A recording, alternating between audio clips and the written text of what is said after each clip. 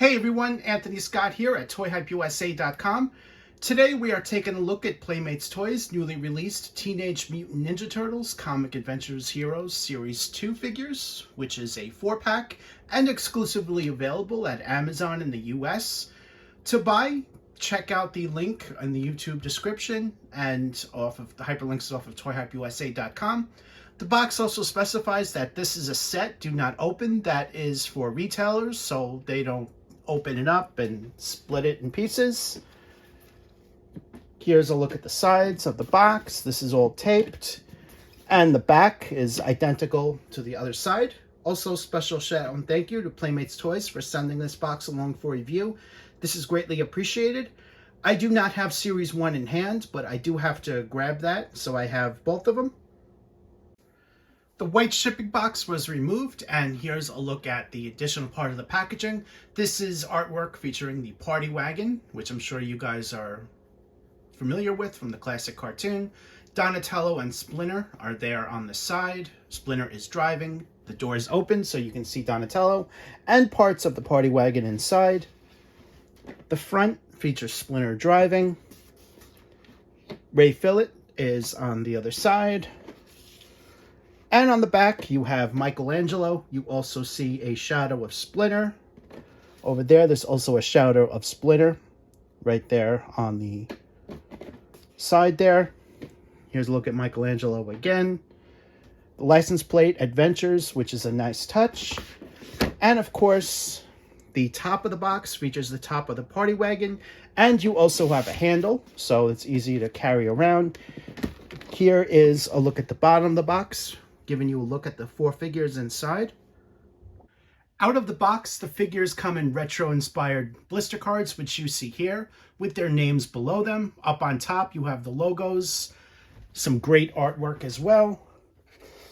On the back, it's also retro-inspired, which you see on the top. And below that, you see a look at all 4 of the figures offered in this box. Let me bring this in, give you guys a closer look there. It's all the same on all 4 figures. Here's a look at Splinter and Fillet. All the same on the back. Kicking things off, let's take a look at Donatello and Michelangelo. Since these are comic-based figures inspired from Teenage Mutant Ninja Turtles Adventures, original comic book series from Kevin Eastman, you're aware that these are repainted from some previously offered figures. So these sculpts are a bit old, however they are a bit more recent compared to Splinter and Fillet, as those toolings are originally from the vintage line. Again, these sculpts are new, so I'm sure you guys are familiar with these as they've used them a number of times now. These figures are repainted in a light shade of green with some beige chests right there. They're also in their iconic colors, purple and orange, with some brown belts around their waist there. The iconic colors include the headband, knee and elbow pads, and wristbands over their wrists there. Here's a look at the back of the shells. These are also in brown. Some very nice attention to detail on the shells as well as the chest as well. Despite the bodies being reused from each other, these head sculpts are brand new and repainted for these figures. However, the head sculpts are also reissued from what's previously been offered before, so don't get confused with that. Michelangelo has 2 grins, 1 on each side, and Donatello is on the right, which you see here. The Turtles include their signature weapons. Donatello gets his bow staff and Michelangelo his nunchucks. The nunchucks are made of a hard plastic, so you can't really bend them, and if you apply a lot of pressure, they will break. So just be very careful with that. The nunchucks are painted on the chain links there, which I think is a very nice touch rather than leaving it all in one color, such as brown, as Playmates Toys has previously done with other nunchucks offered with Michelangelo figures. The handles are also in a dark brown. Donatello, the bow staff, is made of one color, a dark brown, which you see here. Since these are slightly older sculpts, I'm sure you guys are familiar with the articulation. What's always bothered me about these particular sculpts is that they don't have swivel joints in their wrists. So posing the weapons, you are a little bit more limited, which I find it very unfortunate. This includes a ball jointed head. This always has a good range of motion here. Swivel hinged shoulders, swivel hinged elbows, and again, you are limited in how you can hold the accessories, as there's no wrist swivels or anything like that. Swivel hinged hips, good range of motion here, and swivel hinged knees. So he does have that going for him as well. And Michelangelo is the same, as the sculpts are reused from each other.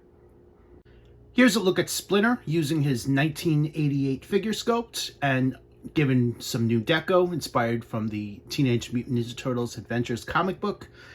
He comes in a purple robe with white stripes, a white belt, white bandages over his ankles there.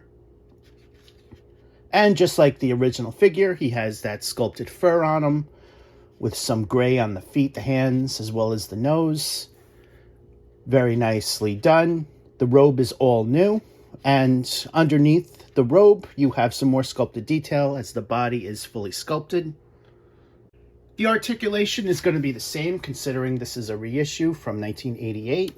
This includes a swivel neck, swivel shoulders, swivel arms, which you see here. Swivel joint is halfway down the arm there. He also has swivel hips and a swivel tail in the back, which you have to really leave on the floor so he can stand, unless you bend him forward as shown. But if you want him to stand up straight like that, the tail has to be on the floor like that. Included with Splinter is the same accessories that came in 1988, including the bow and arrow, the weapons rack, and all of those accessories attached to it, which includes 2 throwing stars,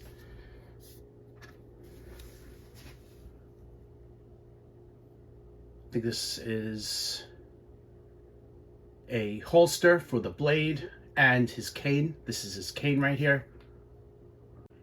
Here's a look at the accessories removed. Here's a look at the bow and arrow, as well as the cane.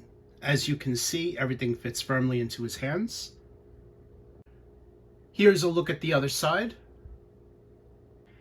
The cane also becomes a blade, and here's a closer look at that.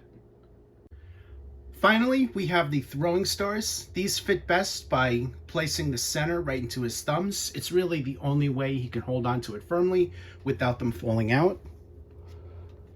Here's a look at both sides, how it looks on the thumbs. Ray Fillet is also offered in this box set, and he is also given a reissue from his original offering in the vintage line. This figure is comic inspired, and you get all new deco inspired from the comic as well. This includes a very nicely done sculpted detail shirt here, which is a reissue, and it's offered in yellow and green deco there. There's also a manta ray right there on the belt buckle. Head sculpt, very nicely done. This has been actually one of my favorite all-time figures from the vintage line, so I'm very happy to have him again and in a new costume. So this is going to be an essential release for fans that already have the original. He also comes in yellow and gray flippers, which are on his feet. Here is a look at the back, some very nicely done deco back there as well. Since he's a reissue, he also features the same articulation he did back in the day. This includes a swivel neck, good range of motion, swivel shoulders, swivel elbows, and ball jointed hips. Back then, this was standard for articulation. Ray Fillet includes the accessories he did back in 1990, which includes a Ray gill gun, fish sticks, and a scarfish. Fish Sticks is a sidekick to Ray Fillet, and he is also a reissue from 1990. As you can see, he has a lot of great sculpted details, including goggles, a hard hat. There's also a belt on his chest. It also looks like he has flippers that are sculpted, part of the sculpt there. On the back is a dynamite, many sticks of dynamite, I should say. That's all sculpted on him. Here's a closer look at the Scarfish. I guess you can use it as a throwing star, since he can hold on to it on his hand. There's also a little face, which you see right there. Very nicely done sculpted detail. And this is also a reissue from 1990. The final accessory is the Ray Gill Gun, and he's got a good grip on it as shown. This is also a very nicely done accessory. Here is a closer look so you guys can see those sculpted details and everything. Overall, this is a great box set I think fans are going to love. I think a lot of people are overlooking this as they really don't have it in hand. The images online on the Amazon website really doesn't do this box set justice. So hopefully this review will help you guys to convince you to buy it. This is an unbelievable set. I think it's better than what I would pictured it becoming. So my recommendation would be to pick it up, as well as the first box set, which is also available now. This is available at Amazon for $50. Use our link right below in the YouTube description and hyperlinks off of toyhypeusa.com. We would greatly appreciate that. Thanks again to Playmates Toys for sending along for review. It's greatly appreciated.